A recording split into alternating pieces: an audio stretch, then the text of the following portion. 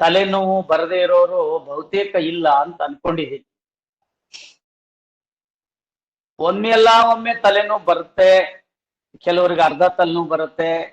ಇತ್ತೀಚೆಗಂತೂ ಕೆಲವರಿಗೆ ನಿರಂತರ ತಲೆನೋವು ಬರುವಂತವ್ರು ಇದ್ದಾರೆ. ಮೈಗ್ರೇನ್ ತಲೆನೋವು ಅಂತ ಇಂಗ್ಲಿಷ್ ನಲ್ಲಿ ಹೇಳ್ತಾರೆ.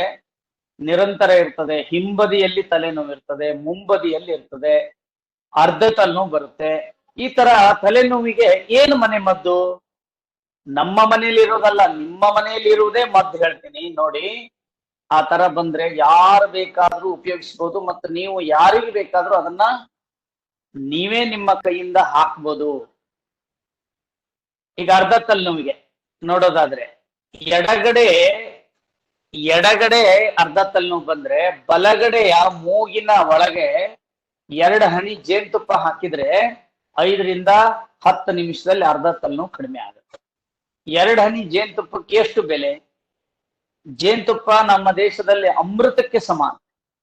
ಇವತ್ತು ಜನ ಜೇನುತುಪ್ಪ ತಗೊಳಕ್ಕೆ ಚೌಕಾಸಿ ಮಾಡ್ತಾರೆ, ಕೋಕೋ ಕೋಲಾ ಕುಡಿಯಕ್ಕೆ ಚೌಕಾಸಿ ಮಾಡೋದಿಲ್ಲ. ಇಂಥ ದುರ್ದೈವದ ಸ್ಥಿತಿ ಇದೆ. ಕೋಕೋ ಕೋಲಾದಲ್ಲಿ ಏನಿದೆ ಅಂದ್ರೆ ಎಥಿಲಿನ್ ಗ್ಲೈಕೋಲ್ ಅಂತ ಒಂದು ರಸ ಇದೆ.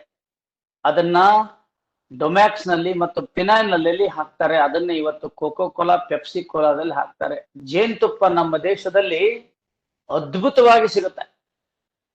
16 ರೀತಿಯ ಜೇನುತುಪ್ಪ ಸಿಗುತ್ತೆ. ಅರ್ಧ ತಲೆನೋವಿಗೆ ವಿರುದ್ಧ ಮೂಗಿನ ಹೊರಳೆಯಲ್ಲಿ 2 ಹನಿ ಹಾಕಿದ್ರೆ ಅರ್ಧ ತಲೆನೋವು.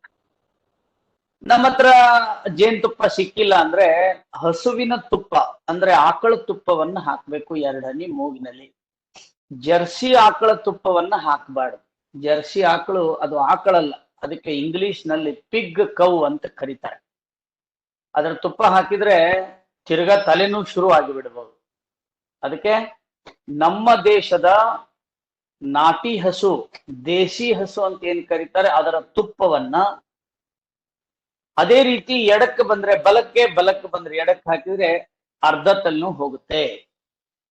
ಮತ್ತು ಪೂರ್ಣ ತಲೆನೋವು ಬಂದ್ರೆ 2 ಕಡೆ ಮೂಗಿನಲ್ಲಿ 2 ಹನಿ ಜೇನುತುಪ್ಪ ಹಾಕೊಂಡ್ರೆ ಪೂರ್ಣ ತಲೆನೋವು ಹೋಗುತ್ತೆ.